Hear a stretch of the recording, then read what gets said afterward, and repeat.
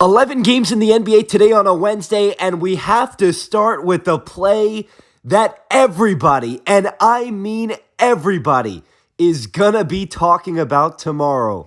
Off tonight in San Antonio, Grizzlies and Spurs, and quite the way to start it by Ja Morant. Before tonight's game, Zach Edey said he was very excited for the matchup against Wemby, and here he goes in the low post. Edey with the baby hook over Wemby, and now Mount Edey climbing the alien. In the first quarter, Wemby sick and tired of getting bullied in the low post. Here he comes with some incredible defense. A block there and then a block here, but it's an assist to Desmond Bane. In the second quarter now, remember the Spurs coming off that monstrous win in Los Angeles, and Chris Paul over Edey for three. By the way, in this first half, we saw Wemby get dunked on, but Wemby also had 8 blocks in the first half alone. He was everywhere all at once, dominating inside. Grizzlies down by 5 early stages of the third quarter, and some serious superstar stuff from Morant. Spurs still up by 3, and Devin Vassell answering back a bucket in his own right.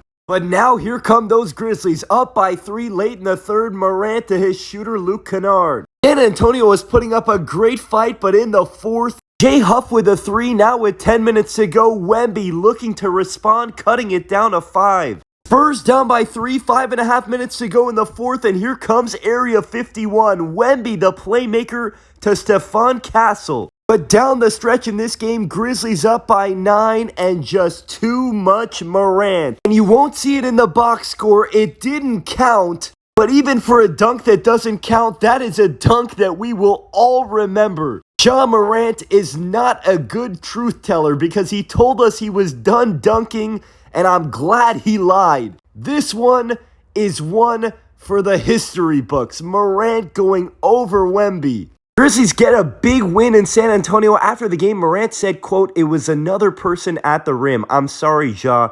I just can't believe that to be true." Grizzlies get the win. Everybody's going to be talking about the dunk, but Ja was good all night with 21 and 12.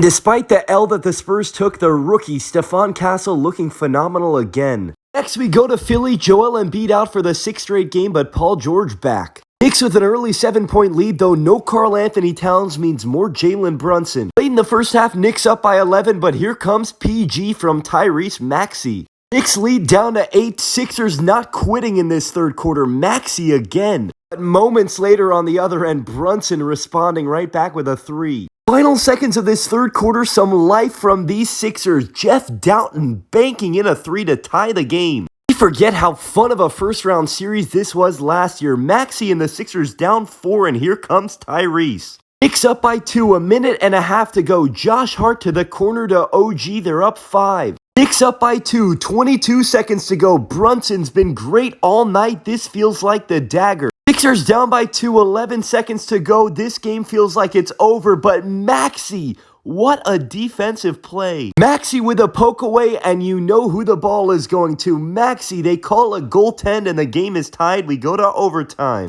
So Jalen Brunson with a late turnover in the fourth. Now in overtime, a chance at redemption. The Knicks messed around with their food tonight, but down the stretch in overtime, Josh Hart and company come out on top. Another painful loss for the Sixers in a painful season. Brunson with 38. Can't forget about the unsung hero either. Josh Hart with a triple-double and 17 rebounds. Staying in the Eastern Conference tonight, Celtics in Toronto dealing with the Raptors, and right away, Scotty Barnes starting it with a 3. Raptors up 8 early. Records can be deceiving in the NBA. Remember, this is a Raptors team that's been basically injured all season long, but now here comes Tingus Pingus. Raptors down by 7 now in the second. Scotty again. 2-point game, 5 minutes to go in the first half. Remember, the Raptors coming in off a win against the Warriors.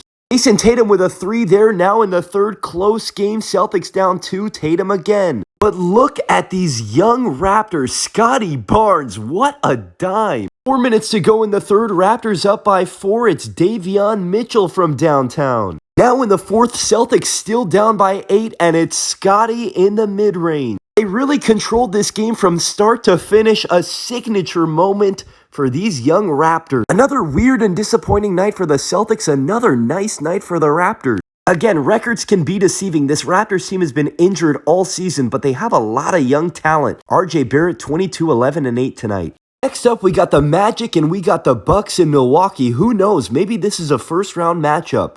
Right away in the first, here comes the Greek bulldozer going right down the paint and one. Milwaukee up by 13 already in the first, and now it's time for a Damian Lillard heat check from deep downtown and hitting it. Second quarter, Bucks firing on all cylinders. Now it's Middleton in the mid-range. Milwaukee up by 21. Remember, they destroyed Sacramento yesterday, and today was no contest either. Third quarter, and look at these Bucks. Damian Lillard, the defense, out and running to the Greek Freak too easy. Now, granted, Orlando is very banged up, but the Bucks with nearly a 30-point win tonight. Giannis 26 and 11, Dame 30, 5, 4, and 4 steals. 2 straight impressive days for Milwaukee. We go back to the Western Conference, second night of a back-to-back for both these teams, and Trey Murphy starting the party. No Zion Williamson today for the Pelicans, no Kyrie Irving for the Mavericks, but Trey Murphy showed up in a major way.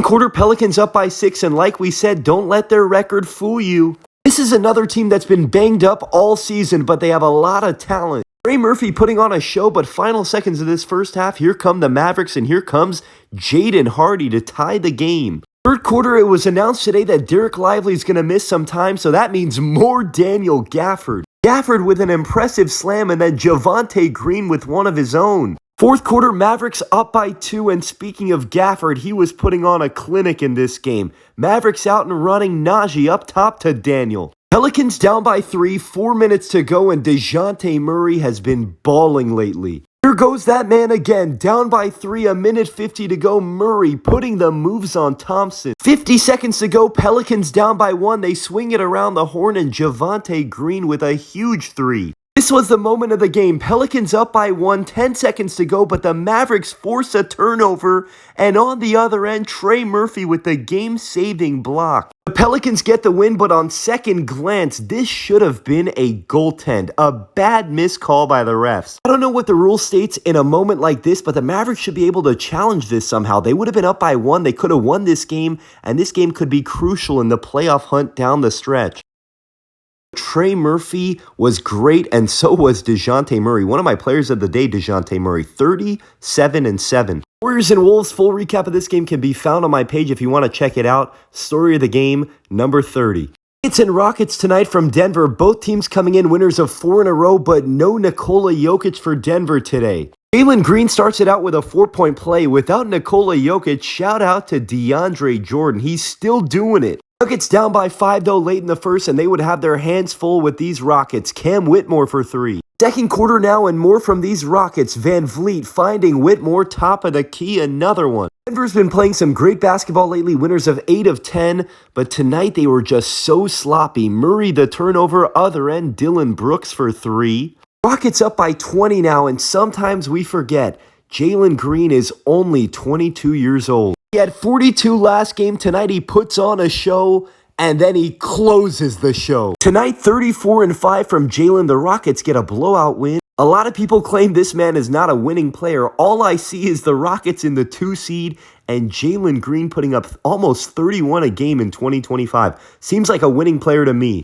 Running out of time in this video. Full Lakers recap can be found on my page as well. As far as the Clippers go, tonight was as beautiful as it gets. The Clippers came in winners of 13 of their last 15 at home. Kawhi easing his way back into the rotation. But tonight he looked like Kawhi Leonard in a major way, getting to his spots, lefty finish. Playing alongside Harden and Norman Powell and Zubac, he hasn't had to force the issue. He's playing at his pace. But tonight was a reminder what Kawhi Leonard is capable of. Spin move right to his midi. And as a great worldwide Wob would say, they tried their best. Net 67, Clippers 125. A 59-point win for the Clippers. By the way, they've won 14 of 16 at Intuit Dome. It's in Utah today. Hornets down by 1, 4 minutes to go. Mark Williams. This is 2 tanking teams doing battle, but late in this game, Charlotte coming up big. Brandon Miller steal. The story, though, in this one for Charlotte, they have a franchise center. This dude is the real deal. 31 and 13, his first career 30-point game. Shout out Mark Williams. In Chicago tonight, the Hawks missing Trae Young, missing half their team. And in the most Chicago Bulls way possible, they get lit up by Keaton Wallace. Shout out to the rookie, though. Keaton was putting on a show in this game, a career game for the rookie. Trae Young's been telling us that this kid can play, and tonight he showed it. He destroyed the Bulls. The Bulls lose by 16 tonight to Keaton Wallace and Daquan Plowden. This might be it for me as a Chicago Bulls fan. I can't take